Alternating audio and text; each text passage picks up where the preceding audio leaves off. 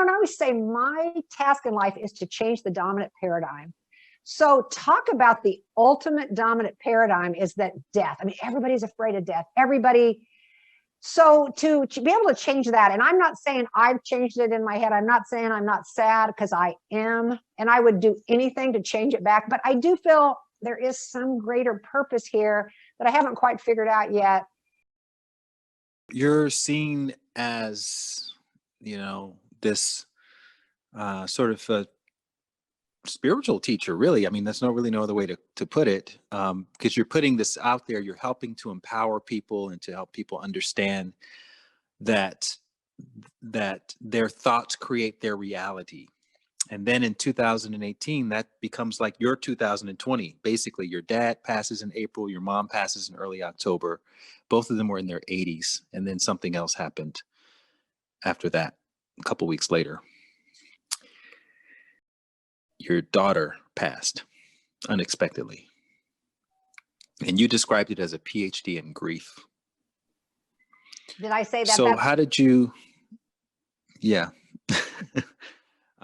I wanted you to talk a little bit about how you process that, given everything that you knew about those realities, those principles of life initially. Because I think a lot of people, in fact, I had one of my best friends pass. He committed suicide a couple of weeks ago, and I got so many calls from people. And one of the questions was, how are you doing? How are you doing? How are you processing this? And it's interesting because I don't think I ever really fully admitted how I was truly, truly processing it. Because I don't really see him as being gone, and I know that's kind of hard for some people to kind of understand. And it's almost like you have to play the game of, and it's not, I'm not belittling anything. I know it's, as a parent, that must be the last thing you can ever imagine, but I'm just curious how you're, and again, it's easy to look back in hindsight 2 years later and put the silver lining on it, but how were you really dealing with it at the time? Well, it is definitely the hardest thing I've ever experienced in my life. In some ways, I was lucky that I had a lot of background in the very thing you were talking about with your friend, how there's this bigger reality and they're not really gone. So I already knew a lot of that theoretically. In fact, I remember Taz telling me at my mom's funeral, which was literally a week from when she passed, "Mom, you're handling this so well. You're so much better than," but I knew, I've read so many books. I'm friends with Anita Moorjani, who's, went to the other side. And I was always interested in that. And one of my friends, in fact, it makes me think of your story. When her husband died, he was in his 90s and she was there with him. And they were Jewish. And, everybody was like, "Betty, you seem happy, or you seem okay." But she's like, she didn't feel that grief because she saw that beautiful spirit going. And then now to the point where when somebody is, gets cancer or is going to die, her comment is, "Oh, I'm so excited for them." I mean, that's how she sees it. She's so excited. But when it's your kid, you can't really see it that way. No. And it has been just, gut wrenching, to be honest. I was in the middle of finishing my Course in Miracles book. And of course, one of the main tenets of Course in Miracles is I am not a body. I am free. Who I am is my spirit, unfettered, dancing across the cosmos. That's who I really am. So I got some comfort in the kind of things I was writing about. And I think just having that discipline required, to finish the book, because I could have easily said, "Hey, look, I just can't do this." But I did. I ended up going to India because I was already, committed to go to India for this Tribes for Good. And that ended up being a really beautiful spiritual experience that helped me with starting the 222 Foundation I started for my daughter. So a lot of things have happened, but it is a roller coaster. They say grief is a roller coaster. And I don't think you ever get over it. I think you learn to carry it. And one of the things I've said before is, as Taz got older, she was 25. It was 1 week after her 25th birthday when I get the cops come to my door that she's at the hospital and they're life flighting her to Kansas City. We'd literally been texting on the phone and we're going to go see Stars Born. This is not an expected thing. It was just a shocking thing. But even before that, it was like very apparent to me, she was no longer, the baby in the crib. that physical reality was gone. She was no longer the 5-year-old going off to kindergarten, in the little pink backpack, little flower dress. She was no longer, the 4th grader, the 21-year-old. She was, evolving. So, now she's no longer in a physical body, but I believe that I can continue to communicate with her. I believe that there is a bigger purpose here, that somehow whatever purpose it is, I would gladly give it away ever. If I could have her back. I don't want this purpose, but I do believe that somehow she and I, are working together on something we agreed to do somehow, way back when. And I do believe that, I will be joined back with her, and that we will have infinity together. This time here on planet Earth is so short. So I get some comfort from that. But I don't know if I'm really answering your question. I have been everything from unable to get out of bed some days, staring at the ceiling fan, literally just so distraught with grief. But again, I had this background in that there is more. And so that has been helpful. And again, I get one of the cool things that's happened. She and I had a lot of little weird rituals that we do. And one of them was the first of the month, we'd always say hedgehog. And whoever said it first was supposed to have a lucky. So, so when she was in college, she's a college kid, she stays up to 12:01, and then she immediately texted me hedgehog, so, okay, you won. And then she went off to Europe. And of course, again, 5 hours, 6 hours, whatever earlier. So the first few months, I didn't see any hedgehogs, but starting in May, so that had been, she died in October. So I don't know, 5-6 months later, on May 1st of 2019, 6-7 months after she died, a hedgehog came to me. Kind of a weird way. And from that point on, the first of every month, I get a hedgehog of some kind. Sometimes it's really bizarre in that it'll come from her old phone. The other day I was doing an interview just like you and I, and the person that was interviewing me, she was in Maine, and a hedgehog wanders into her yard. And it was on May 1st of this year. So Cass sends me signs. So it's, it's easier for me to believe that she's still here and to know that I will see her again. And I also have to think, like when she went off to Europe, I was kind of sad, like, oh, I won't see her for a while. I did go visit her, but you know what I mean? It's like she's gone. We went to college. But I knew I'd see her again. So in some ways, I know I will see her again. And this is not at all what I wanted to happen. I can really feel sorry for myself. Oh, I'll never have grandkids. She was my only child. I'll never have grandkids. She never got to get married. She was looking at buying a house, all those things. But what she is doing now, I believe, is probably so much more exciting and fun than what she'd be doing here on this material plane. Again, it's that, and I always say my task in life is to change the dominant paradigm. So talk about the ultimate dominant paradigm is that death. Everybody's afraid of death. Everybody. So to be able to change that, and I'm not saying I've changed it in my head. I'm not saying I'm not sad, because I am, and I would do anything to change it back. But I do feel there is some greater purpose here that I haven't quite figured out yet, that Taz and I have agreed to do. So that's a long-winded answer for you. The number 222 is very significant for you and Taz. Yeah, another one of those rituals. When she was in junior high, who knows why, but she put up a Facebook group, The Amazing Awesomeness of 222 or something like that. And, her friends would call her at 222. And if they'd ask her, how much does that cost? She'd say $2.22. Or they'd say, what time is it? If it was 5 o'clock, she'd say 2:22. So when she started that, she and I had gone on a couple of trips that summer. We had gone to Alaska. And of course, what hotel room do we get but 222? We go to London, get the room 222. So from that point on, she and I always would send each other pictures of 222. It's just a thing we always had, or we'd be somewhere and we'd stand under a 222. So it was just kind of our number. And so anyway, I decided after she died to start a foundation. I call it Taz Grout's 222 Foundation. And we, our big plan is to change the consciousness of the world. I've got goals, to try to move away from this belief in lack and, that all people long to be creative. So it has a lot of various things that Taz stood for. And so anyway, I started the 222 Foundation. It's given me, some meaning, and it keeps her legacy alive.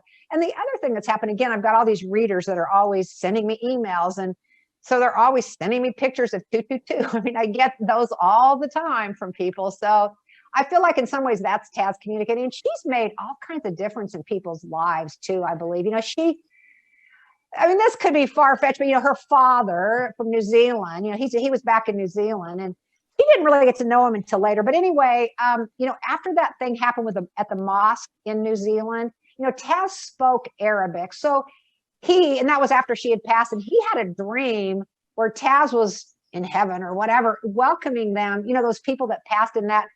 So they're, it's so much bigger. All I can say that I know with any surety, and I know nothing really, well, I know nothing. That's one of my big things I love to say. I channel Hans Schultz all the time. I know nothing. But anyway, is that it's so much bigger, and that what I know is so minuscule to what's out there, to what's possible. And, I just have to kind of surrender to the bigger thing, because I don't understand it. That's for sure. That part of your story, it sort of reminds me of The Alchemist, which I'm sure you've read before. But for those listeners who have not read that book, there's a plot point in the end. And in fact, the story behind the book itself, it was released by Paulo Coelho. It collected dust. Nothing happened to it. And he got the rights back. His publisher gave him the rights back. And then he just didn't feel right that the book didn't really get any recognition. And so he shopped it around again a few years later. And this other publisher ended up taking it on. And that's when it started to pick up traction over the next 9 years. And then it became a bestseller. But he could have easily just, let it just collect dust. But he said that the thing that inspired him to revisit the idea of publishing the book was the book itself. He reread it. He reread his own book, and it inspired him to say, no, I know the universe is conspiring for me. And then the plot point at the end of the book is that the young boy, Santiago, who's the hero of the story, he comes into good fortune. He ends up getting this gold because of this sequence of things that happens. And the alchemist who he's hanging out with at the end, he ends up giving half of Santiago's gold away to this monk. And Santiago's like, what the hell? Why are you giving away half of my stuff? And he says, well, he comes up with this very spiritual reason for doing it. So anyway, Santiago goes off to see the pyramids, and he ends up almost dying. He gets robbed, and these people leave him for dead, and they take all of his stuff. And so on his way back, he goes back to the monk, and the monk gives him the half of the gold that he thought he was losing earlier in the story. And so my question for you is, how often do you go back and revisit your material? Because it seems like, there's a reason why you had to research and develop all of these experiments and write and study the Course of Miracles. Every year you go back through the lessons over and over and over. And then this thing happens, this monumental, traumatic thing happens. And it's almost like it could not have happened to a better person or more prepared person spiritually than yourself. Well, I think there is some truth to that. And I'm so glad you told me that story about the alchemist. I didn't know that story, that he had, again, published it. It sounds very similar to my E squared. And I do go back and read my stuff from time to time. I used to, like, whenever I was giving a workshop, I've been all over the world giving workshops around E squared. I've been in the Philippines and Finland and Peru and you name it, people. But anyway, so while I'm on the airplane, going to give a workshop, I would reread my book and I'd think, wow, this is really great. Or the other day, I actually re-listened to this podcast that I'd done. I was like, oh my gosh, that really inspired me. So I think all the time, in some ways, I think we write partly because this is what I think I write, because that's what I need to hear. That's what I need to know. So I would say pretty frequently, not like I sit around and read my own words a lot, but my writing is often aspirational. I don't always live up to all the things that I want to be. I'm still a work in progress. And I think I can read my words and, wow, inspire myself. So I do think I write for myself. And if anybody else happens to like it, that's just all the better. So, yeah. You have so many stories that you've heard from your readers. You have stories that you've reported in your books, and just talking about people who have crossed over to the other side. Obviously, there are tons of theories about, what actually happens, and maybe nobody knows for certain. But you do tell this one story in E Cubed with the 4-year-old who wanted to talk to his baby sister, I believe. Can you just recount that story? I love that story. It's about a little boy whose parents, are having, a new baby. And after the little baby sister was born, this little boy's like, "Oh, Mom, I need some alone time with my baby sister," And the parents are kind of like, he was just insistent. "I need just me and her, me and her, me and her." And they're kind of like, well, they'd read the books about sibling rivalries. They're going to put a pillow over her head. I mean, what's going on here? But finally, because he would not give up this desire he had to have his alone time with his baby sister, they went ahead and, let him go into the room, and they stand outside the nursery, and, he tiptoes up to the crib, and he, looks over into the crib, and he goes, "Tell me about God. I'm starting to forget." Wow. And it seems like you and Taz worked out that little 222 connection so that she can make sure you don't ever forget, and that we don't ever forget. Yeah, So, well, I will never forget. I mean, that wouldn't be possible. I have to have dementia really bad if I would. No, forget. I mean about the God connection. Right, exactly. Yes, for sure. There's a bigger picture at play. So, if you could think back to little Pam, growing up in Kansas, I believe. Yeah. What was your favorite toy or activity as a child? I loved going to the library and reading, but I was actually born in Kentucky. My father was a Methodist minister, so he got an assignment in Kansas when I was 4, so we moved to Kansas at that time. And I didn't have a lot of toys. I mean, I had a doll. But you know what? I think I always was one of those kids that preferred, making my own things, like I would build, I don't know. I love to look through the catalog, like the Sears and Roebuck catalog, and I'd see furniture in there, and I'd try to make it, I'd cut up cardboard and try to make it. So I think I was always kind of living in my imagination to a certain degree. And there is no one toy that really stands out. I mean, we had blocks, things like that, but I didn't have a favorite toy that I read. Well, it could be an activity as well. So yeah, I would say reading. Reading. Reading. Probably was it. Yeah, that sounds pretty boring, but that's what I like to do.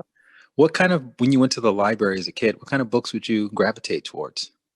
Oh, I started out with picture books. In fact, when I was in 2nd grade, I won an award in my 2nd grade class. It wasn't an award that they normally had, but my teacher was so impressed because I'd read like 256 picture books. So they gave me the special award to Pam Grout, the reader, whatever.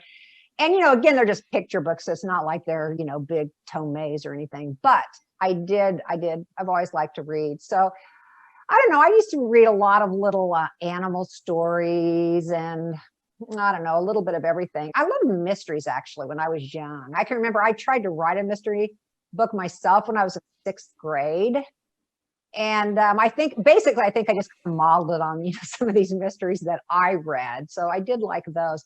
And I actually, when I was way back in 2nd grade, I would make little books myself, like I had one, Patty the Penguin, and I illustrated it and I wrote all about Patty the Penguin. And so I don't know. I've just always had this love affair with the words and books. So did your parents have to ever make you read, or you just kind of naturally, to fill time, you would just go find a book and sit down and read? Because that's a very unusual habit for a child. Really? That's so funny. See, to me, it was kind of normal. Okay, so you obviously didn't grow up in Kansas, where there's not a whole lot to do. I did not.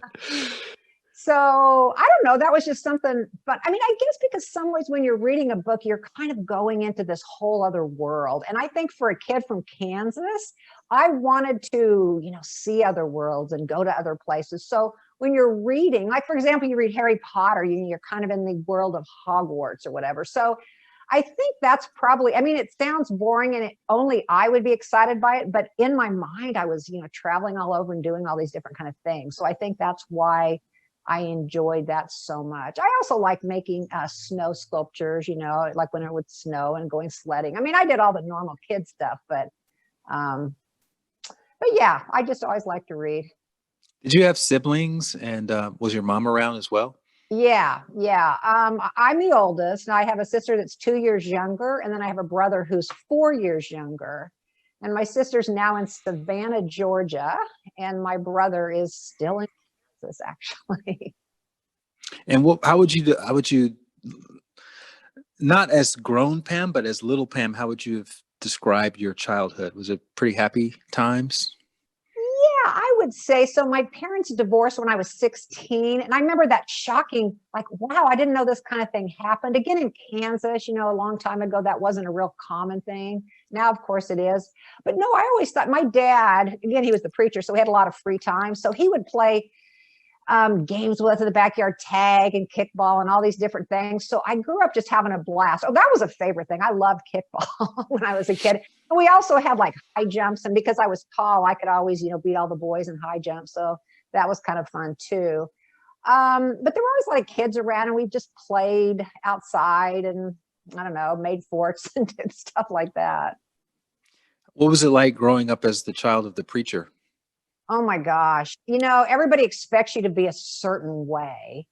And even my dad, I mean, my dad was a really liberal, open-minded preacher, I would say, especially for the Methodist Church, but there's still those old-fashioned ways of believing, and I would say that breaking away from that fundamentalist background was, one of the biggest changes in my life. And that probably started happening when I was in high school. It's like, wow, this story can't be true that I'm going to heaven and everybody else is going to hell, or not everybody else, but you know what I mean? That story just didn't make sense to me. God is so loving. How could that possibly be, a true story? So I started questioning things. Then I got to college and just kind of went wild and, just kind of, I don't know, changed everything, particularly all my beliefs. I don't know if I changed them. They just evolved. I still very much believe in this bigger force that, a lot of people call God, but I did grow up, believing in a pretty traditional type God. Again, I had to go to church every Sunday, to be the preacher's kid and sit there on the front row.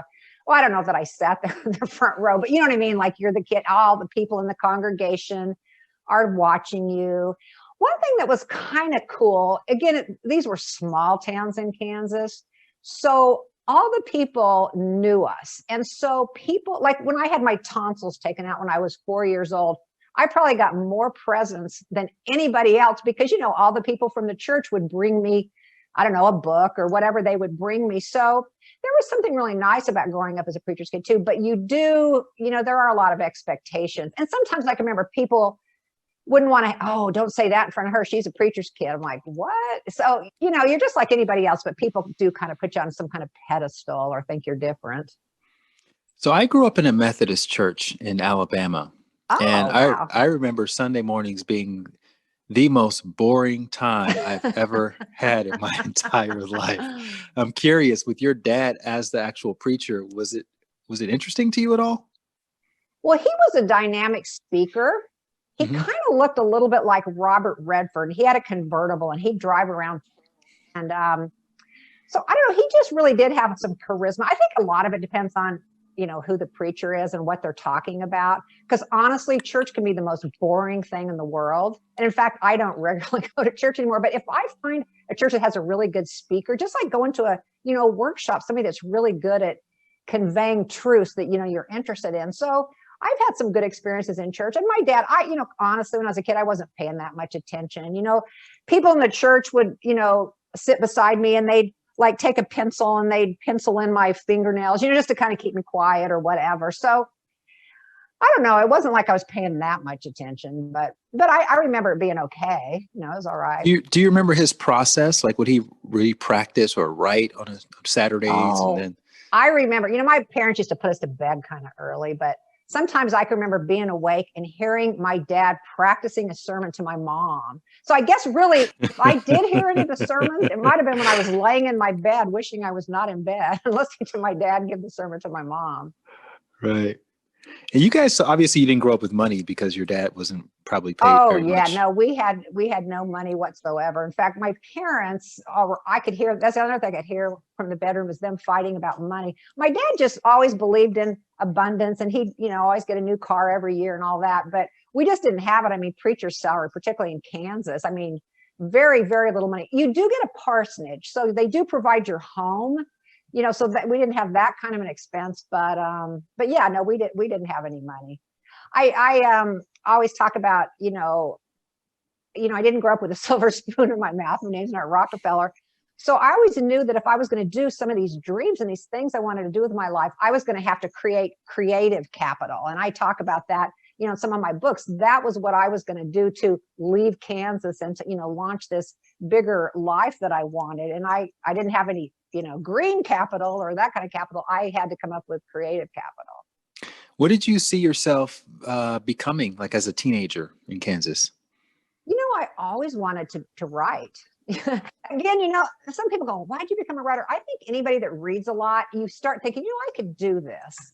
So, and again, I started writing stories when I was in second grade. I wrote the mystery novel when I was in sixth grade. So I always sort of saw myself as a writer.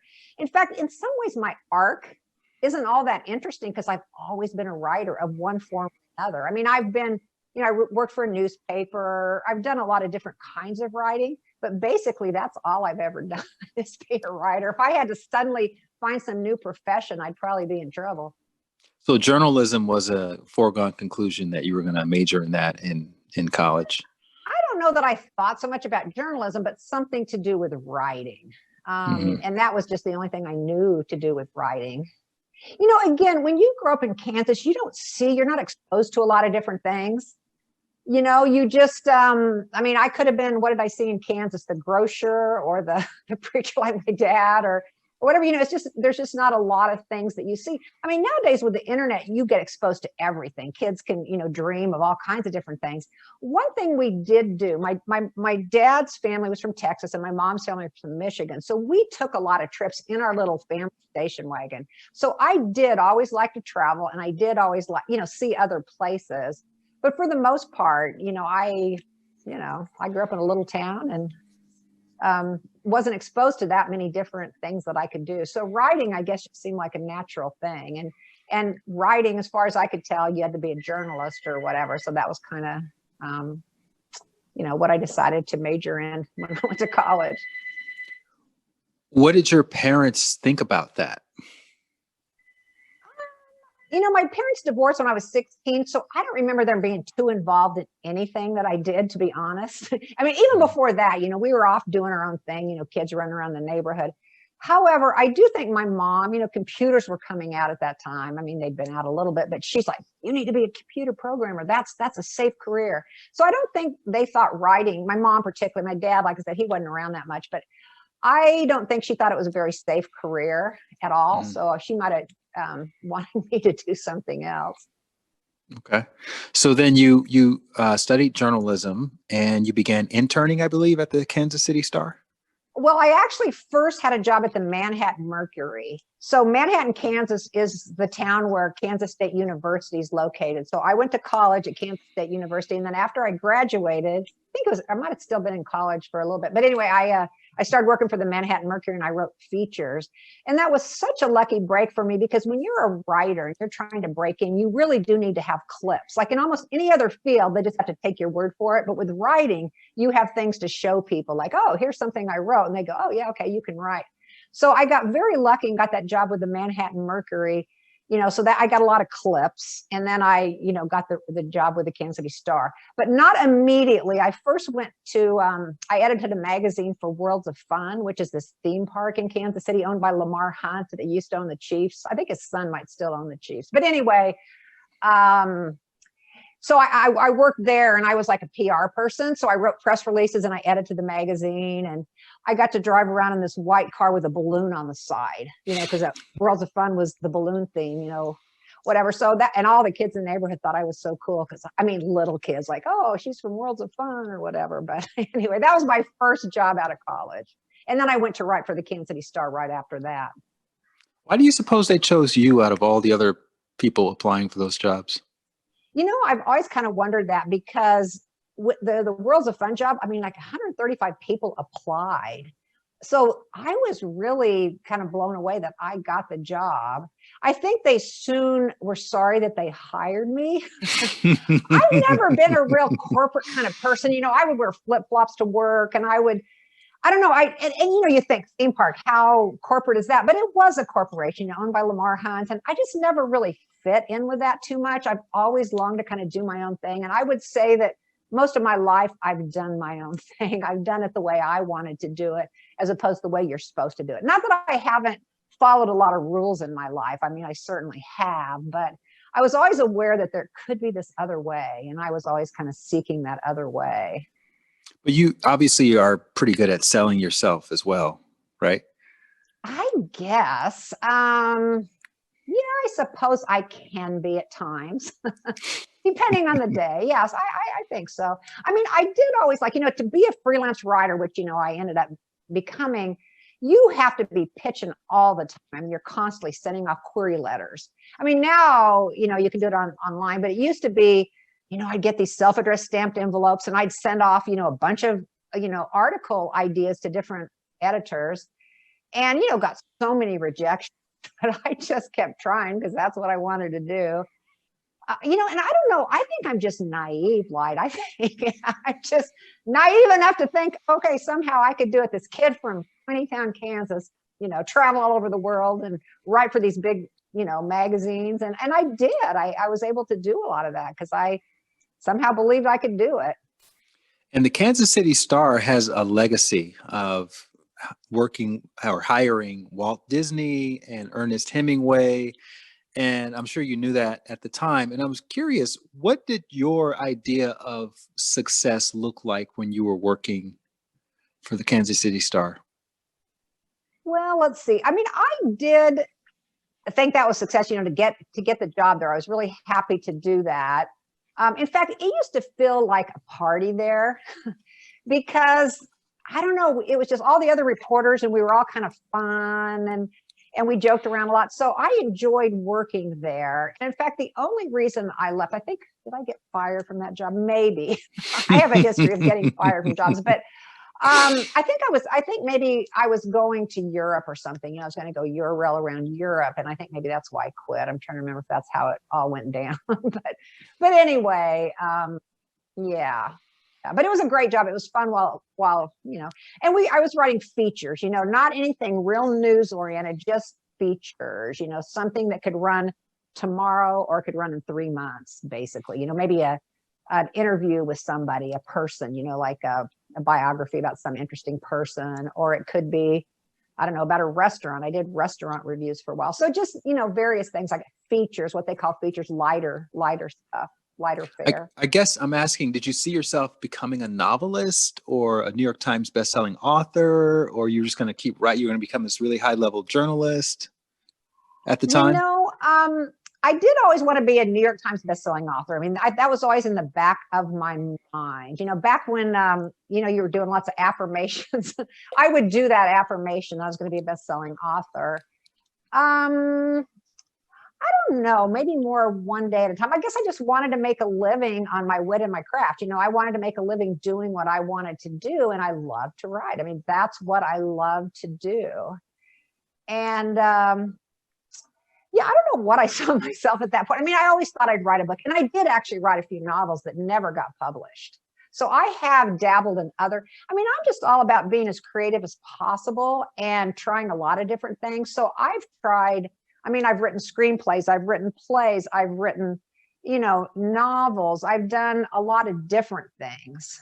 So yeah, I guess my biggest goal, or how I see myself, is always being able to create and somehow eke out a living, being able to create. I never had these big grandiose dreams like, I want to live in a giant house and drive a fancy car. I never was really driven by anything material too much. I love experiences. I love traveling. I became a travel writer, and that to me is everything. I've gotten to do all those cool, $1 million type things, but only because, as a travel writer. So, but just the actual materiality stuff just never interested me. I wasn't driven in that way at all. So the travel writing occurred in your 20s and started in your 20s, correct? Yeah, I believe that'd be about right. Probably late 20s. Well, I kind of fell into travel writing actually. I always loved to travel, and I would often write stories. Like I went to Nicaragua to pick coffee and I wrote a story about it. I did I went to Jamaica, and I did a story about staying in a villa there. So those were travel stories, but I didn't, think of them as travel stories. But I had sent a pitch off to Ladies Home Journal, and I was just taught, it was the stupidest pitch ever. I mean, it's kind of amazing, but it was like, oh, I'm a freelance writer, and I've done this and I've done that, and I mentioned those two things. So she calls me up, and she says, oh, are you a travel writer? And you never say no to an editor. It's like, oh yes, I'm a travel writer. She goes, well, where are you going next? Well, I wasn't going anywhere, but a friend of mine was going to Tampa. So I said, oh, I'm going to Tampa. So she goes, okay, I need 750 words or whatever it was. I'll pay you $1,000, whatever it was. So I call my friend, I go, can I go with you to Tampa?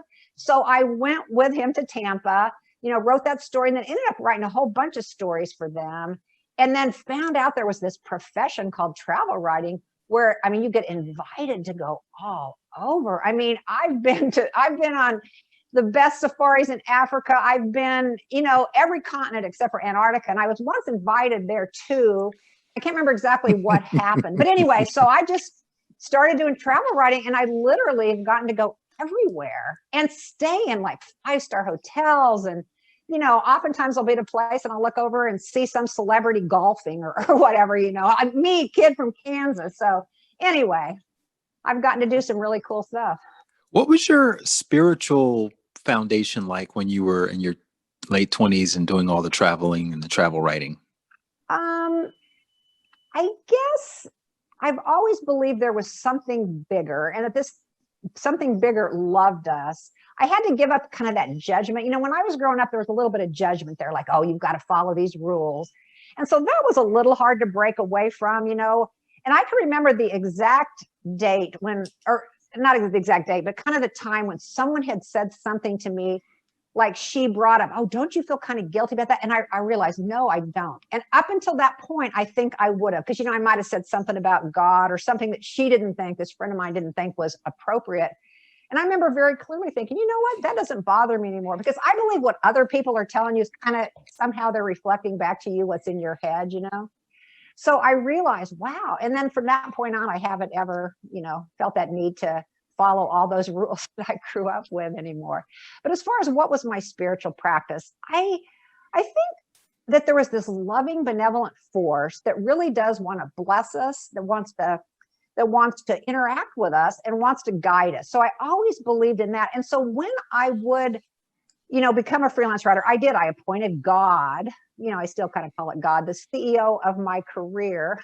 So I always kind of wanted help from that bigger thing. I guess I was always really aware that my own resources were kind of limited. So I needed the help of the bigger thing. So from the beginning, well, I don't know from the beginning, but for a long time, I have prayed, done affirmations, really visualize myself doing some of these things that I want to do. As I've gotten older, more mature in my spirituality, I've come to trust, what the dude, as I often call it, wants more than what I think I might want. So I often just trust that I'm going to be given, good things, or I'm going to be given cool things to do. And it usually works out. Long before I got involved in a conscious spiritual path, back when I was like maybe 16 or 17, I had an experience in the ocean when I went to the ocean for one of the first times, and I got caught in a riptide, and I didn't know what that was. And I heard this inner voice saying to me, swim to the side. And I'm wondering, before you got into your conscious path, did you have any crazy experiences or coincidences that made you think, whoa, there's something else happening here? Oh, I love that story. That's a really cool story. Wow. Nothing that's that, because to me, that's like a huge story. A voice will speak to you. I mean, one of the things I wrote about in E Squared, there were a couple times I felt like I heard God's voice. And one of the times was I was worrying about money. And I remember hearing God saying, you don't need to worry about money. It's all taken care of. I mean, it just felt like it was something different than me. So I did feel like I got that guidance. And then one time, and this is something that, I really kind of wonder about today, but my daughter had a high fever. She was really small. And I was up at 3 o'clock and she was running 103-degree fever or 100, whatever it was. And I was really scared.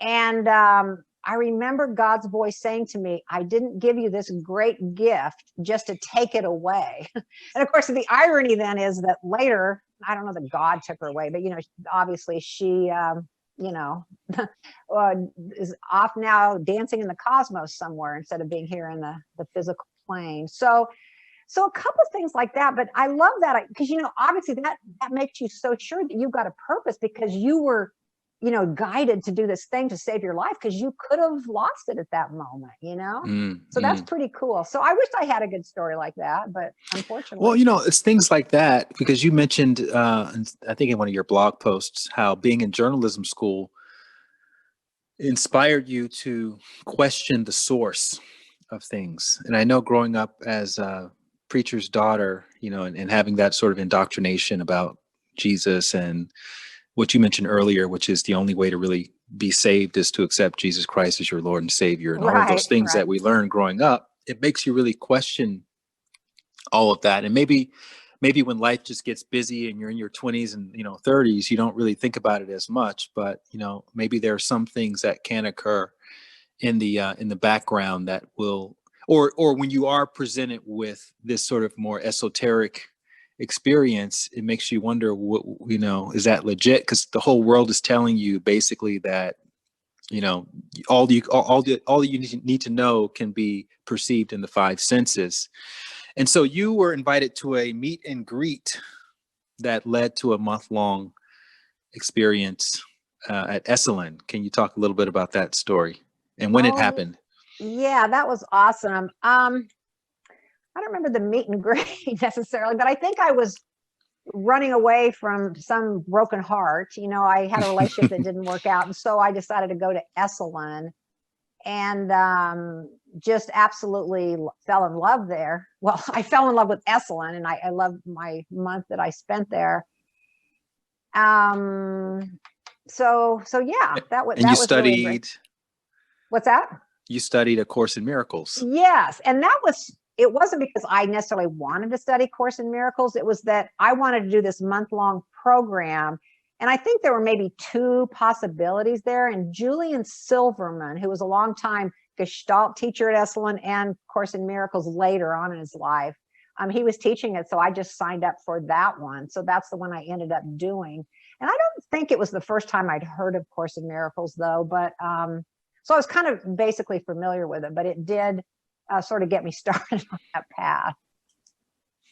And what did you at the end of that 30-day work study, what was your experience with Course in? Did you see it as something you were going to do the rest of your life, or was it just like this thing, you had a fun time?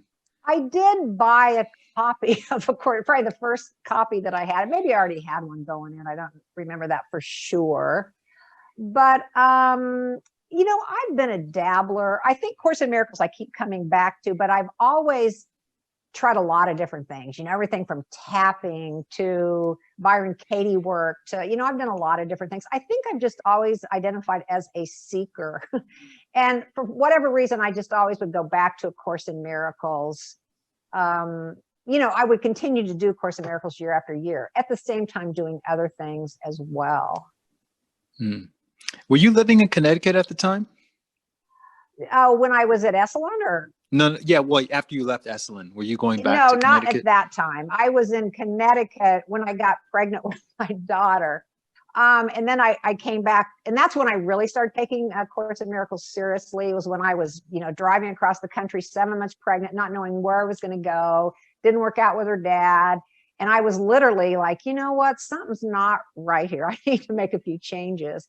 So I would say at that point, even though I'd done Course in Miracles and been aware of it, I started to really follow it in earnest and to really turn things over to this other voice that hopefully would have a better plan for my life than the one that I was coming up with. So I want to go back over that moment in a little bit more detail, but can you just talk about, for people who haven't heard of the Course in Miracles, A Course in Miracles, can you just give a synopsis of what that is?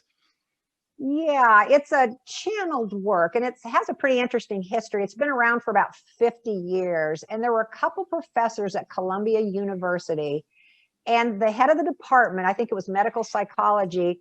There was just so much infighting and department squabbling. Everybody kind of hated everybody, kind of how it is in our country right now. Just things weren't working out. And one day, his name was Bill Thetford, he threw his hands in the air and says, there has got to be a better way. And almost as if him saying that, his research assistant, Helen Schuckman, this voice started talking to her. This is the better way. This is A Course in Miracles. And so the two of them worked together for 7 years, and she would get these voices, these whatever, and then she'd tell him to him and he'd type it. So it was almost like part of their assignment was to work together. And they started, and they gave him a lot of things that would help their own relationship and that would help the relationship in the department. And a lot of that stuff was taken out of the course, but the part that most people read, but there was a lot of stuff in there about forgiveness and about changing how we see things. And that most of what we believe is upside down. It's not even true. We just see this big illusion. We're so invested in the ego and this identity that we have as these separate individuals instead of, this oneness that's really the truth of the way the world is. So anyway, these two guys channeled it, and I don't even know if they were doing it for themselves, whatever, but for 7 years they did this. And then they typed up a bunch of copies and they gave it to, I don't know, 100 friends or something. And people read it and go, oh my gosh, this needs to be turned into a book. And so the Foundation for Inner Peace then did publish this book. And then, I don't know, just little by little, it started taking off, I guess you could say. But like you said, for people that haven't heard of it, I don't know that it's taken off yet, but because maybe a lot of people haven't even heard of it. But one thing that is kind of interesting, if you go to most spiritual like conventions or circles or whatever, and you ask people, how many people here have a copy of A Course in Miracles? And, most people that are in kind of the spiritual circles, will have a copy. But then you ask the follow-up question, how many of you have actually read it? And all but one or two hands will go down because it's really dense. It's really hard to read. I mean, I think I read it for 7 years, went through the lessons for 7 years and had no idea what I was even doing or what they were talking about. I mean, it really is a complicated thing. I mean, on one hand, the Course in Miracles is so simple. It's just so different than the way we do life. To do life the way Course in Miracles suggests is just completely different. So it's not hard. It's just real different because we believe so strongly in this material world. We believe so strongly that there's scarcity and that we need to protect ourselves. And, because we believe this so strongly, to go a different way and to say, I'm going to choose a different path, there's a lot of forces that are going to try to reel you back in to believe those other things that pretty much is the dominant paradigm that everybody believes is a fact. And speaking of messages being received, so now in Connecticut, you were invited to a psychic reading. Yeah. I wanted you to tell that story before we get into the fact that you were pregnant. Yeah. So I had just finished a rebirthing program. Again, I was kind of a gypsy, traveling all over. Was freelancing. You just have your computer, you can go anywhere. So I was living in Connecticut, did a 6-month rebirthing training. And it's a breathing process that I learned and then I got certified in. But when it was over, again, I'm a freelancer, so I had no real need to move anywhere real fast. So I kind of hung around for a while. And a friend of mine was going to this psychic reading thing. And it was a psychic that had come in from California. And I thought, oh, I'll go along. Or she invited me to go along. And so this psychic, goes around the room and tells each person what their next purpose in life. And she got to me and she goes, oh, this is interesting. She says, your next purpose in life is motherhood. And we walked out of that and I said to my friend, that is the biggest piece of baloney I've ever heard. There is no way. But within a few weeks, I discovered that indeed I was pregnant. So it's like, wow, that's psychic. Maybe it was a little bit better than I thought she was. So yeah, so I got pregnant and then things, didn't work out with the dad. So I ended up leaving when I was 7 months pregnant, leaving Connecticut and traveling.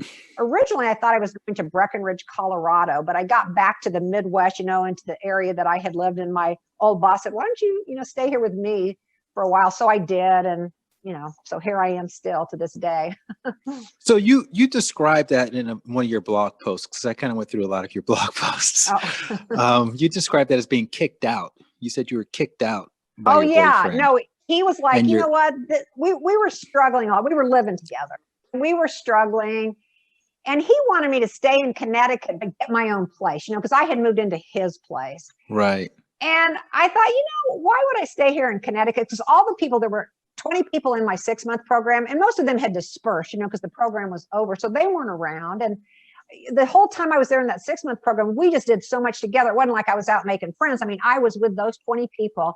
And the father of my daughter, who happens to be from New Zealand, he was one of the trainers in the program, one of the head rebirther guys that did it. And so anyway, we kind of had gotten together in Greece because our whole group went together to Greece. And so we kind of got together. And then after the program ended, we just stayed together. But then, like I said, I got pregnant and it just wasn't working out. So so basically, yeah, he kicked me out. He goes, you know what? This isn't working. I want you to stay here, but not in my home. So you're going to have to go find your own place. So at that point, I thought, I'm leaving. I'm taking off. And it was July, and you didn't have an air conditioner, and your car had faulty air conditioner or something like that. You're by yourself. It quit working. It was very hot. I had all my possessions stuffed in this little blue Toyota, and it was like 100 degrees out, so I had to drive really fast. When you're pregnant too, you're even hotter than normal. So I'm driving across the country sweating and trying to keep moving. So, so the heat wouldn't get me. What was your income like at the time? Did you have money saved up, or what was your? Well, I was freelancing. I mean, that's the thing. Most people would think I'm crazy because I've always been, I don't know, daring enough to not have a regular job and to freelance. So I would always have to be pitching stories and trying to get some new assignment. And so, yeah. And when I first was pregnant, some of my friends thought, you probably ought to get a regular job and settle down. And, it might have been wise advice, but as it turns out now, it really, I just continue to do what I love to do. And it ended up being the right path for me. So again, I'm lucky with my career because I've always been able to do what I like to do. So, yeah. Were there any Course in Miracle lessons that kind of helped you through that time that you remember that stuck with you as you were maybe driving back out and reestablishing yourself in Kansas?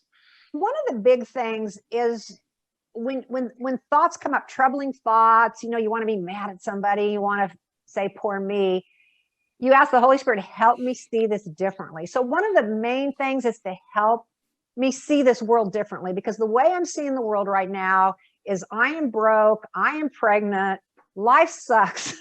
So I needed help seeing the world differently.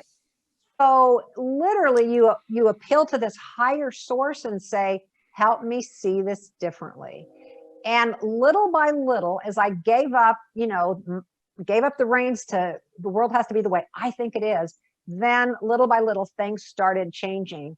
But all the time, there were times when I was pretty broke, but I always would get a new assignment or something would come through. I was a stringer for People magazine for a while. Just various things that work out. I feel like, it was a wise move because somehow or another, I would always get a new assignment and some new money supply would come in somehow.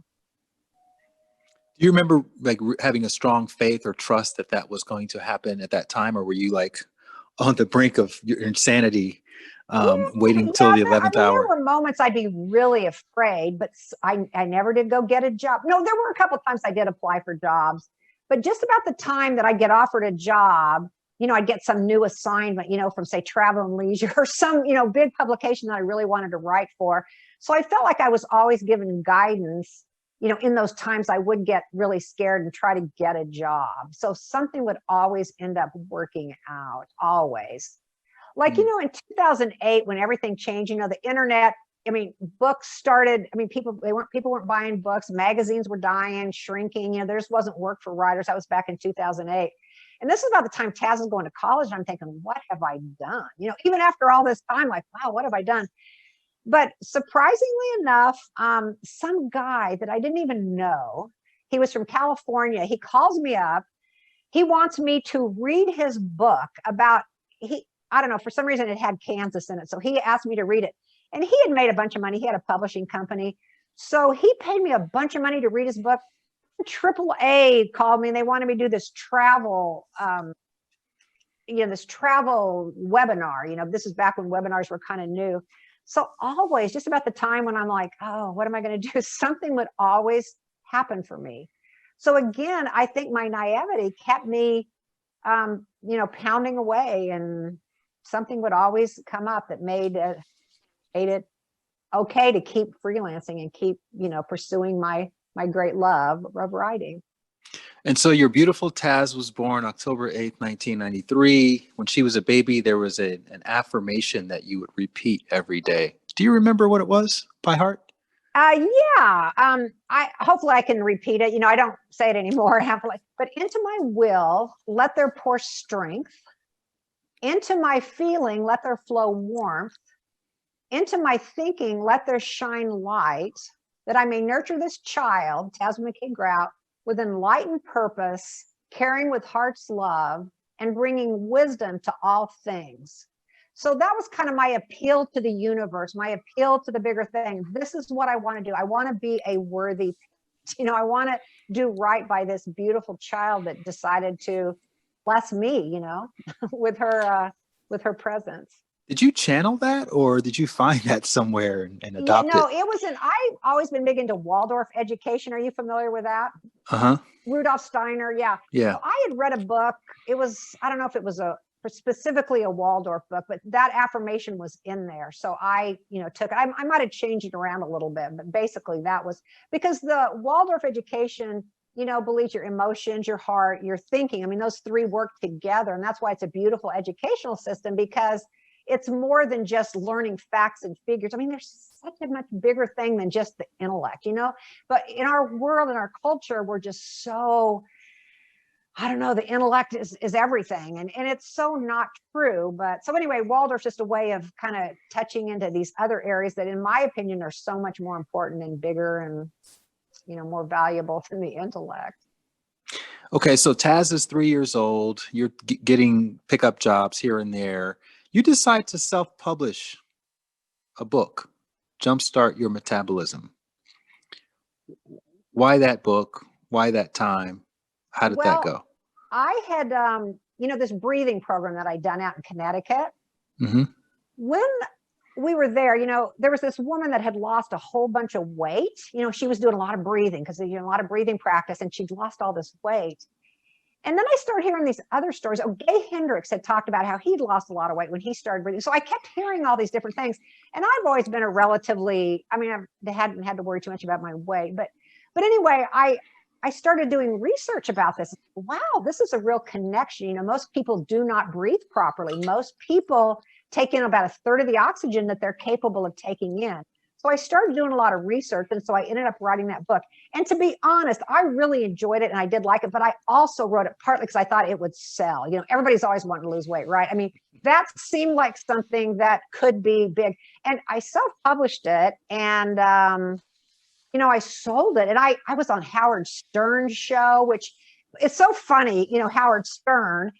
And here I'm this person from Kansas, and you know how he is, show us your boobs or whatever. I went ahead and played along. I didn't do that, but I played along with Howard Stern. And, his very large male audience, I sold hundreds of books from, being on Howard Stern, which was kind of funny. Again, one of those things that just happened to work out for me. And I got quite a bit of publicity about that book. So that was how I was able to self-publish it. And eventually I was on a talk show in New York, and I was there with this guy, and his publicist was there. And the publicist said to me, she saw my little segment on this show. She said, hey, would you be interested in selling your book, you had self-published, to a publisher? And I'm like, well, yeah, maybe.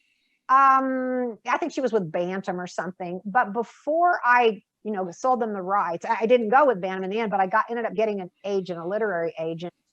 And then she ended up putting it up for auction, and then, eventually sold it to Simon & Schuster, one of the divisions of Simon & Schuster. And that book's still out there selling. So it's kind of funny. But anyway, yeah, I was interested in breathing, and I had taken this whole training. So I knew quite a bit about breathing, but the kind of breathing I did was rebirthing. It's sort of a way of getting in touch with, patterns in your life and trying to overcome patterns in your life.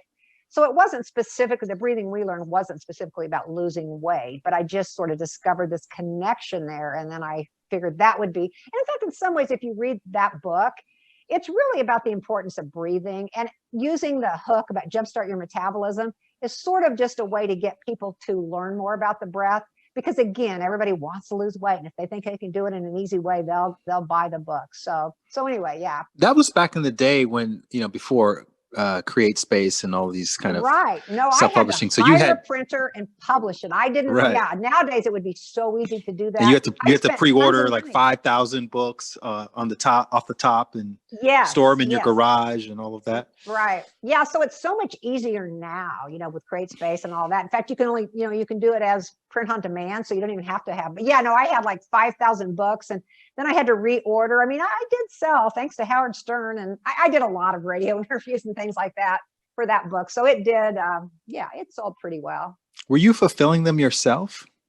No, I hired a fulfillment house, and I found out that this fulfillment house wasn't really paying me for all the books, because a lot of people would tell me, oh yeah, we bought your book, and I never, but anyway, so no, they did that. And eventually I guess I got him back, and I did start fulfilling it myself. I can remember when Taz was little, I'd be running to the post office, with this bookstore here and this bookstore there, and, sending all these things out. But again, I've always been a DIY person. I've always kind of just done it myself, from creating my website to, doing whatever. I did a little recycle book that I published on brown paper grocery bags. Taz and I kind of worked on that one together. Well, she did the artwork for it.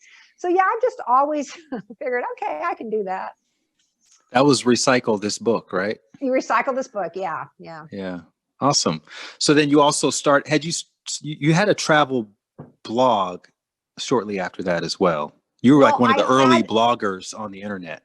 Right. So I did a travel blog. I think I called it Now Where Was I? Right. But I had a column called Now Where Was I? And I was mostly, rather than trying to blog about travel, I was mostly trying to sell travel articles. I really wanted to continue traveling. So I was constantly pitching.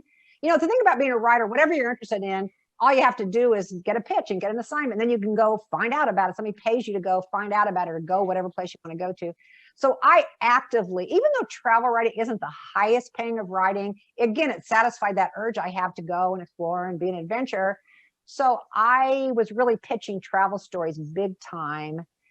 And then the blog, again, back in 2008, like I was saying before, when everything crashed and burned as far as in the writing business, that's when I had done 3 books for National Geographic, and they wanted to pay me, like they wanted me to do a 4th book, but they wanted to pay me a lot less, again, because nobody was buying books, blah, blah, blah.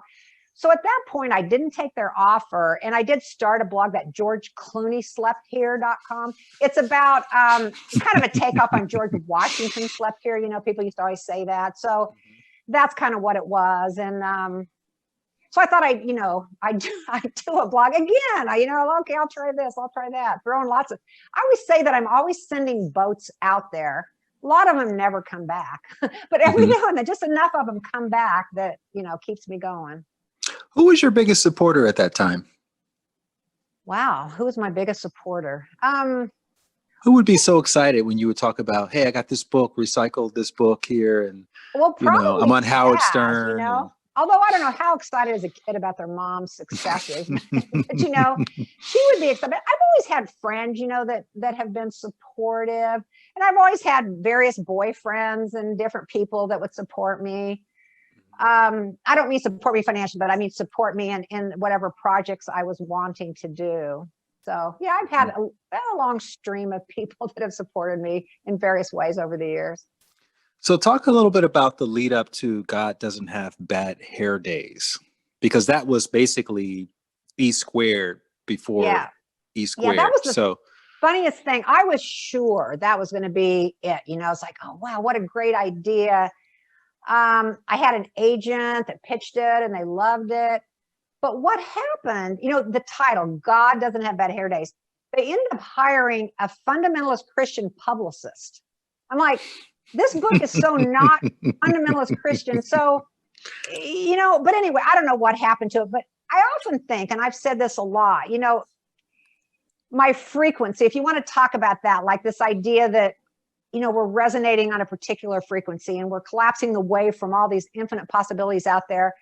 And so I think maybe I wasn't ready for the big time, because that book basically was the book that became E Squared, that became, translated to 40 languages, New York Times, #1 bestseller. So, I maybe just wasn't ready yet. My frequency maybe wasn't in that place where I could, accept all that good or whatever. And also I thought too, Taz went off to college when E Squared came out. So maybe when she was younger and God doesn't have bad hair days, I always thought, I used to, do the affirmations. Oprah will read God doesn't have bad hair days and I will be on Oprah show. Everybody wants to be on Oprah, right? So I was doing those affirmations and wanting that. But it didn't happen. But one thing I did do when it didn't happen, it went out of print quite soon thereafter. The few people that read it loved it. So I did get some good feedback, but it just never took off. In fact, my editor at that publishing house said, I don't understand this. Your book is just like The Secret, because it came out about the same time as the movie The Secret. She says, everybody's crazy about The Secret. Your book's the same. Why is nobody after? I said, well, you hired a Christian publicist for one thing. I didn't say that to her, but that was kind of what I was thinking. But anyway, I didn't get too upset about it. I just okay, I went on and again, sending out more boats. I ended up doing the 3 books for National Geographic, and didn't write over it too much. And then I decided, I really love that book. I still think it's a good book. And so then I repackaged it as E Squared. And I took out one of the experiments and I, sent it off to Hay House, and they liked it and decided to publish it. So before we get to that part, you mentioned that it was almost the exact same book as E Squared, minus the page that the reader had to rip out. Oh. So in order to write that book, obviously you had to become very familiar with these 9 experiments, right? Which means you probably started with maybe, I'm just guessing, 20 experiments, and then you maybe combined them a bit. I'm thinking, as a writer, because I did the same thing with my first book, which I self-published, called The Inner Gym, which ended up being 6 exercises, but the first draft was 24 exercises. Oh, wow. And I thought, nobody's going to do 24 exercises. Let me pare this down a bit. So I'm just curious, how did you come across these particular experiments? And did you literally, were you standing in your living room with coat hangers and how did all that evolve? Hey, my favorite video of the coat hangers is still the one you did. That was such a cool thing. I was just so thrilled with it. That was really cool. Okay, what happened with the book? Okay, so I wanted to talk about these spiritual principles that I felt represented the way the world was. That there is this force out there. So that's kind of what the dude abides. That's the first experiment. So rather than just have a bunch of experiments, I had principles that I wanted people to prove. Because as I said in the book, we all know this stuff. Our thoughts create a reality. There's this force out there that loves us, blah, blah, blah. Ask and you shall receive, way back in the Bible. But the problem is it's mostly a theory. People aren't putting it into practice. They just don't. People read self-help books and they never do them. Honestly, it's sad to say, but that's what happens. So what I did, I thought, well, okay, I'm going to trick people into doing this. So I set up these principles in terms of scientific experiments. And I had a thesis, I had a, hypotheses, I had everything just like a real scientific experiment, including the fact that if it didn't work, you could feel free to write this off. So rather than have all these experiments, I had principles I wanted people to discover worked, that we are energy. That wand one was that our thoughts are putting out this, everything is energy and our thoughts are putting out energy. And so, that's where you hold it and you have the thoughts, and the wands do, various things depending on what you're thinking. And talk about a way of really proving it. That was so visible. You can see it happening right in front of your eyes. And then, the stories, one of the things that's been so cool about this book is I get these emails from people. They start with, you are never going to believe this. And of course I believe it because that's what I teach. That's what I believe. But I have heard so many, many, many, many stories. I don't know if you ever read EQ, but I did talk about some of them. In fact, I had a chapter called Well, Duh. And I had just talking about some of the stories that people sent to me about what happened to them when they did the experiment. So Had you market tested the principles slash experiments for God Doesn't Have Bad Hair Days before? Like, No, were you running me. to your friends like, hey, you got to try this out before I put it in the Oh, book? well, I was going to a Unity church, and some of the YOUers, Youth of Unity, they were doing some of the experiments. Like they were in the wire hangers.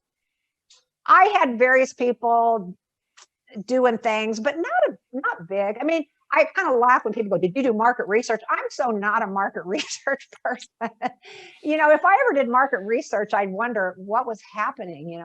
How did I get talked into doing this or whatever? I mean, a publisher, if they want to do market research, that's fine, but doubtful I'd be doing a lot of market research. So then that was your third book? Well, E Squared was my 16th book, but God Doesn't Have Bad Hair Days. Okay, so I did. I did 3 books for a seminar company that they would sell at the back of the room. One was on Okay. mentoring, how to be a mentor, how to be more creative.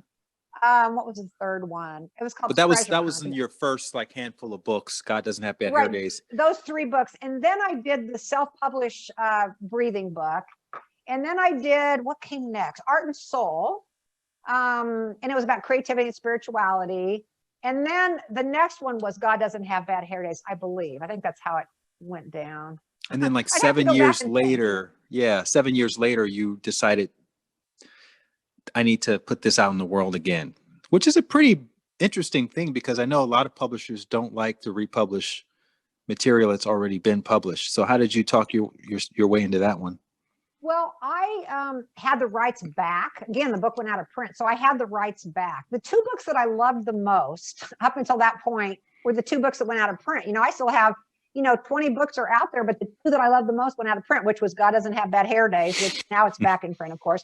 And then Art and Soul, which then I repackaged and did Art and Soul Reloaded later.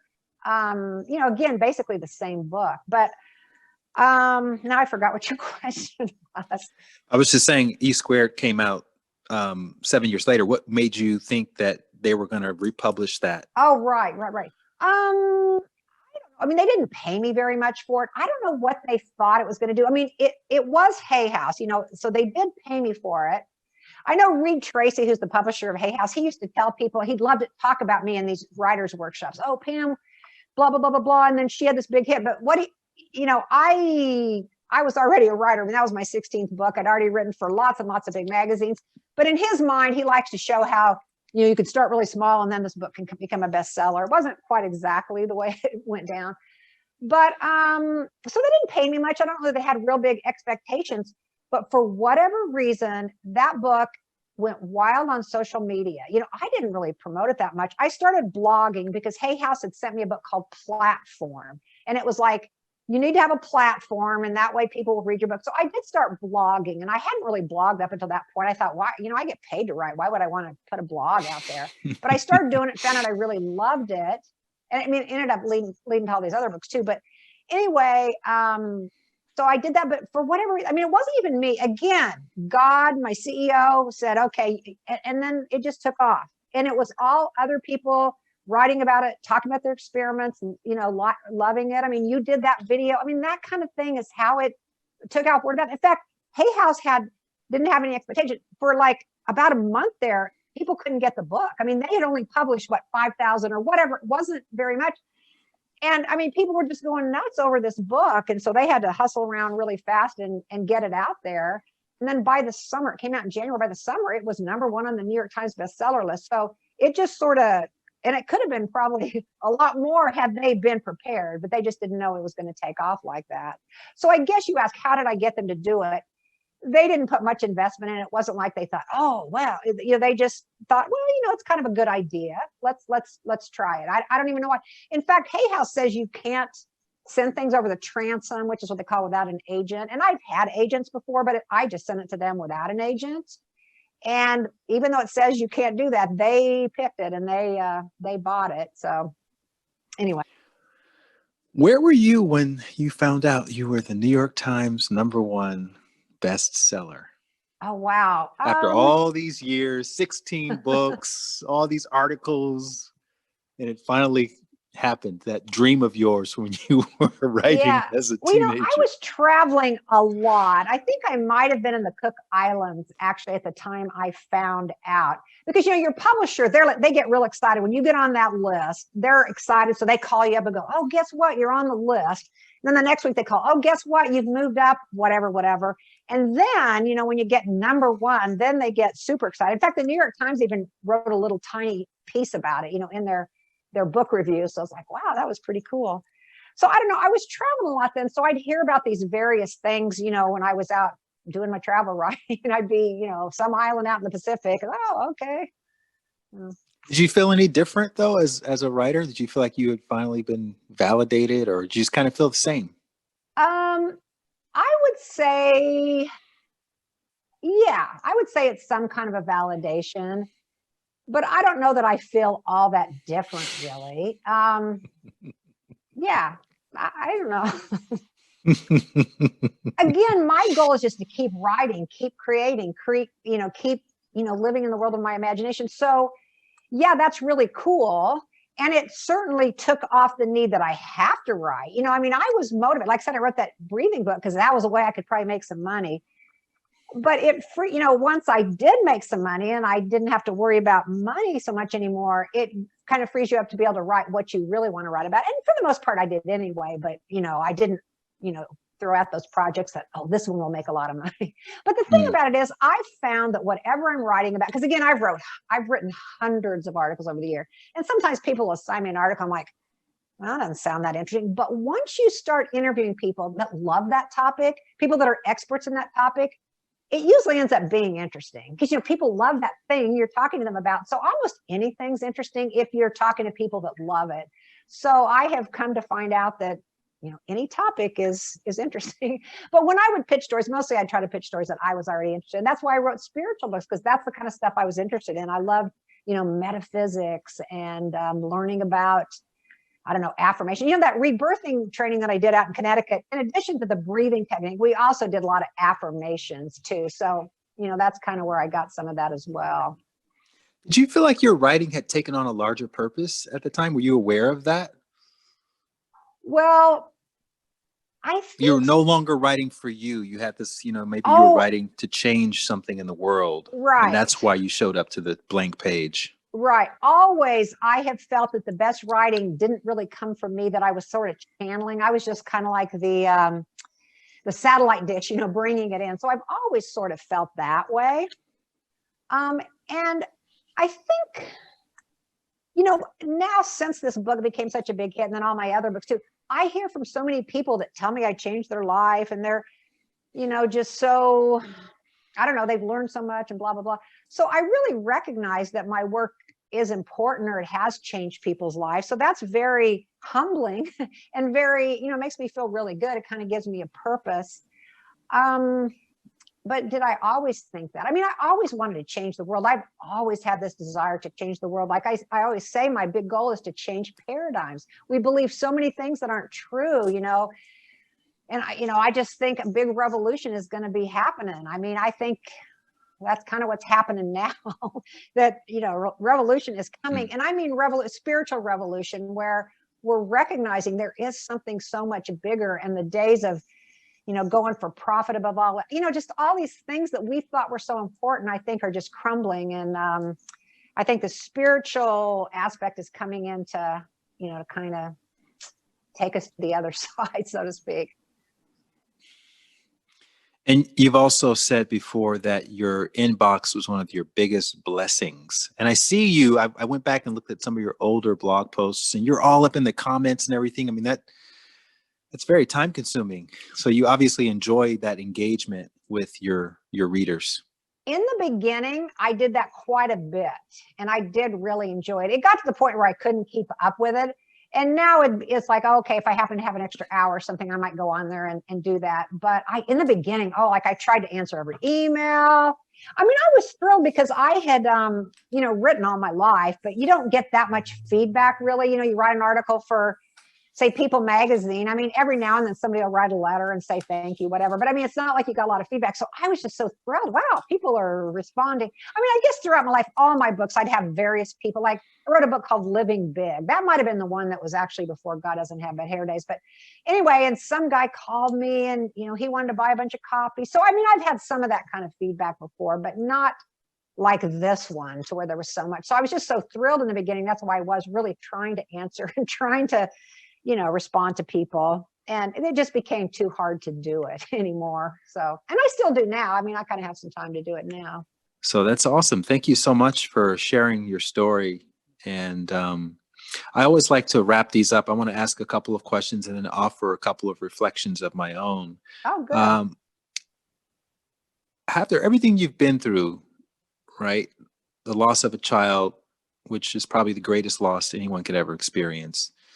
The New York Times bestseller, all over the world traveling. How would you define success these days? Wow.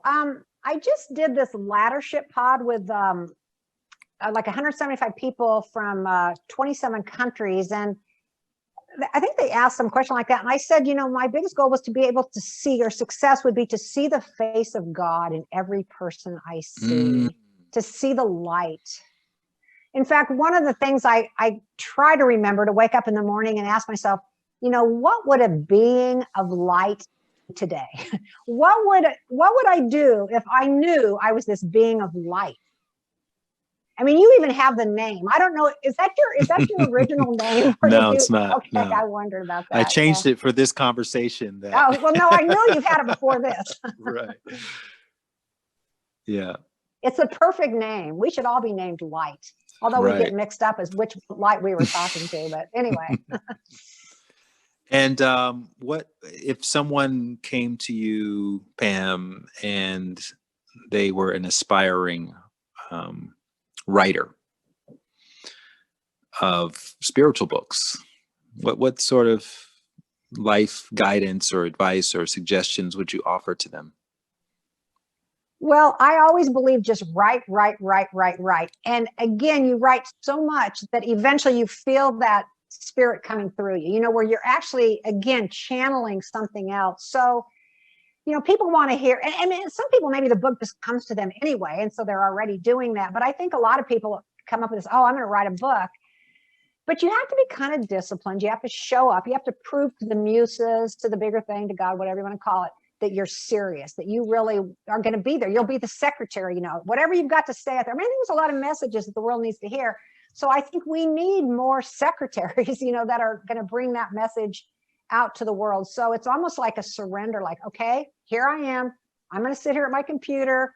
You tell me what to say. So kind of like that. So I guess I would say something like that.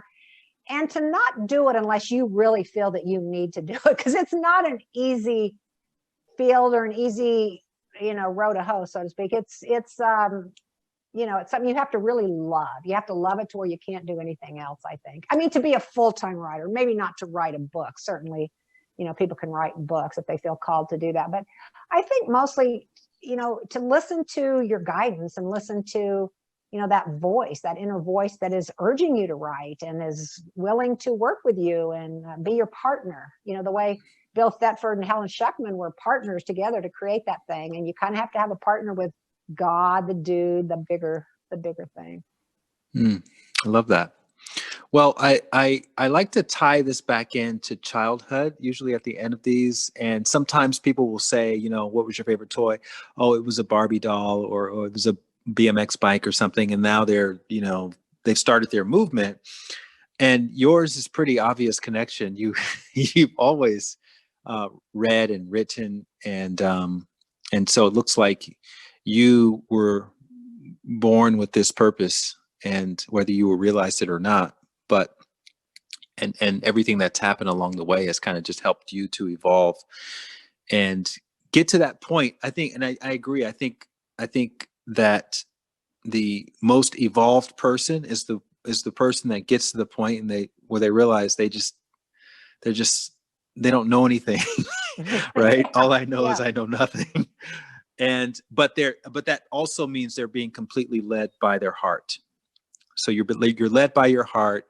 You're embodying that that Course in Miracles principle, which is this whole. Yeah, I'm impressed with your research. You've done a good job. You're a great interviewer. I need do nothing. I need Yeah, do nothing. Right. And I think that's it. That's the answer, along with that 42. that's what I mean. It's like the Course in Miracles isn't hard. It's just so different. I mean, who would tell you I need do nothing? I mean, that was one of the main things the Course in Miracles tells you. Don't do anything. Let the spirit, let this universe, let this bigger thing work through you. But that's totally the opposite of what we're taught, how we're trained. That's why, I think, we're shattering a lot of paradigms now. And anyway, so yes, that is one of the best things from Course in Miracles. I need to do nothing. And your book came out just in time for lockdown, Course in Miracles experiment. Well, you know what's funny? The epigraph in the beginning of that book says, "Go forth, my book, and destroy the world as we know it." And it's like, oh my God, why did I put that in there? So this is your fault. Yeah, I guess so. But yeah. Okay. What are you working on next? What's next for Pam Grout? Well, right now, okay, so one of the coolest things happened after Taz passed. This artist from Hamburg, Germany, wrote me a letter, and she said, your daughter was beautiful. You've inspired me, or your daughter was as beautiful as a flower. You've inspired me as an artist, because she had read Art and Soul Reloaded. So I'm going to paint you a flower every week for a year. And also she's going to blow a glass butterfly, because the butterfly is supposedly the secret to the soul, or seeing to the soul, or something. And she started, the first Saturday she sends it to me, second Saturday. And I thought, there's no way she's going to keep doing this. This woman did this 52 weeks, sent me this flower, told me what the flower meant, the glass blown butterfly. And then she auctioned them off to raise money for the 222 Foundation. But because she has these beautiful flower pictures, I'm currently working on a card deck, and it's kind of a better way to do death. And by that, I mean, if we're about shattering paradigms, again, this fear of death, I mean, there's so many different things. And also this belief that, they're gone, that we can't communicate with them. Just like about your friend, that you're still with him or her, that you still can communicate. So it's like a shocking thing for people. They don't believe that. So it's like a card deck, you pull out one a week. So I think there's so many books about grief and losing kids and all that, but I don't know that there is a card deck like this. So that's what I'm currently working. So each of those 52 flowers with some kind of story of hope, some of the things that happen to me, like about the hedgehogs, or, various things like that. So that's what I'm currently working on. And the 222 Foundation, you award $10,000 every February 22nd. Right, $10,222.22. And the first year it was so cool. I was in India, and I go to the Taj Mahal. Have you been there? Not yet. No, I've been to India several times, but spiritual place. I mean, it's amazing. It's a monument to love, and it's just because we thought, oh, cheesy. Everybody goes there, but it's so amazing. But anyway, so we get there. The woman that it's a monument to, her name is Mumtaz. Mumtaz, this mogul built this monument of love. It took 20,000 workers, 22 years. So there's the 222 to build this monument to love. So we ended up leaving some of her ashes there.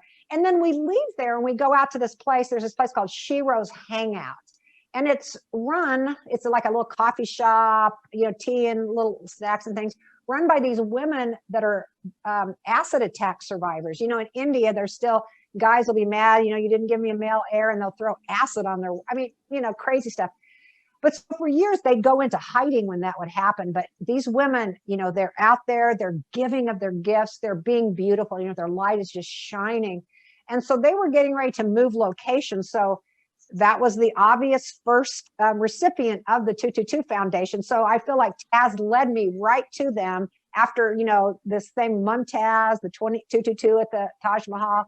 And then we leave there literally and find the Shiro's Hangout. So, that was the first recipient. And last year we, had built a school in Nepal, and a task force with 2,222 trees. And then we did this little other project. And so I'm getting ready, or taking pitches now actually for the 222 award for this coming February. So How do people apply?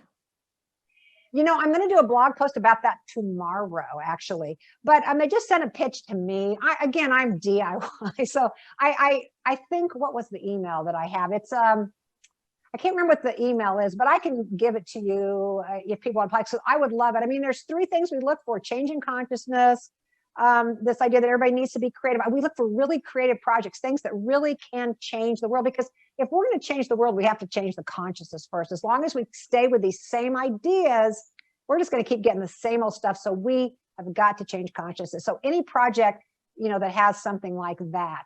But anyway, I just have an email and people just send it to me. And then I have a little committee and we go over it. Like last year I had 100 applications, and it's really hard to decide because there's so many great ideas out there. But anyway, and it's not a huge amount, but it's, it can help somebody.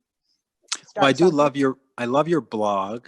You post so regularly. You inspire me so much because I started in 2016. I started a daily email that I send out called the Daily Dose of Inspiration. And as you can imagine, you run out of inspiration sometimes. And you're like, what do I write about? And your blog is one of the blogs that I go to for inspiration, for the inspiration guy. So not that I steal your stuff, but it helps me to see things differently. And you always post the best quotes to start them off with. I do love quotes. You do. Your quotes are all throughout your books. Yeah. And so I highly recommend following your blog and reading your books. I mean, we didn't even get into E Squared and all of that. I mean, that's a whole other podcast, but they're so fantastic. They're so accessible. And it's a really fun way to embody, not just learn about these principles, but to really embody the principles into your everyday life, because there's so many, you do a great job of helping people see their day through these principles. And it's like, you can't even have a dull moment anymore because, you could be surprised by something you see or something you hear at any time, at any moment, in any place.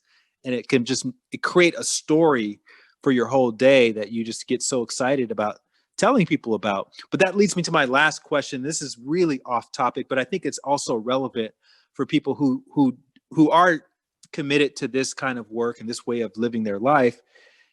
Have you found that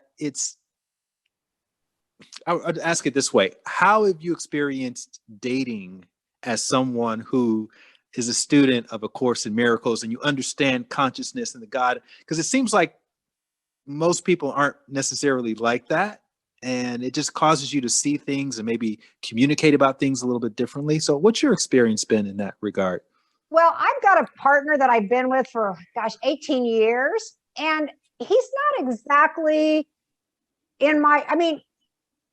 I have other groups. I call them my possibility posses, where if I really want to talk about this stuff, I find somebody like you, like-minded people. He's Catholic and he still goes to mass, and he believes in the bigger things, but he's a little more traditional. But one of the great principles of Course in Miracles is we don't judge. Everybody has their own path, and it's not my place to try to convert him or whatever. And he's a really loving, wonderful person. So so I don't know. I haven't dated for a long time, but I think, back in the day, back when you're like making a list of affirmations of things that you wanted, of course I would want someone that had shared my spiritual beliefs. And while we share some spiritual beliefs, we're not totally lined up, but anyway, it seems to work out. Beautiful. All right, Pam, thank you so much. And I look forward to meeting in person one of these days. I know we've been talking for years about that. And so I'm happy that you jumped in on the podcast in the meantime, just to have this conversation. But I do feel that, our paths are destined to cross at some point, and I look forward to that day. Yeah, I would love that. I know at one time are you still doing? I guess it's harder to do the get-togethers that you were doing there for a while. I guess those have probably been put in. Yeah, we're not doing that at this point, because we were doing it with like 300 people. They're called the Shine events, and I know we were trying to get you to come to Los Angeles or at least sync it up when you were going to be in LA because you were traveling so much. But I don't know if it'll happen with that or some other occasion, but maybe I'll be in Kansas. I don't know. Who knows? That would be great. You never know. Yeah. Are you is that like where you see yourself for the foreseeable future in Kansas? You know, it's funny because during the pandemic, I haven't stayed in one place for this long for so long. You know, I've been here for 7 months. I had just flown back from Arizona kind of right when it happened. And all my events got canceled. You know, I was going to do something at Omega, something out in California. You know, it all got canceled. So I haven't gone anywhere. I'm getting ready actually on Saturday to get in the car and go to Nashville. And I'm really looking forward to leaving because I've been here for so long. But let's see, what was your question? I don't even remember now. But just as far as Kansas, like, are you in Kansas indefinitely? Okay, what I was gonna say. Do you ever see yourself moving to so LA or someplace? Well, I love California. I always thought I wanted to live in California, actually. And in fact, I did live in Chico, California for a while. But you know, I traveled so much that you know, Lawrence is a little university town, so it's really progressive. You know, it's not like the typical Kansas. You know, we're the little blue dot in the red Kansas. So there's a lot of like-minded people here. You know, we have to kind of like work together. Mm-hmm. So I mean, I do like it here. We have beautiful sunsets. I can go out and lay on the ground and look up at the stars, and you know, that's really nice.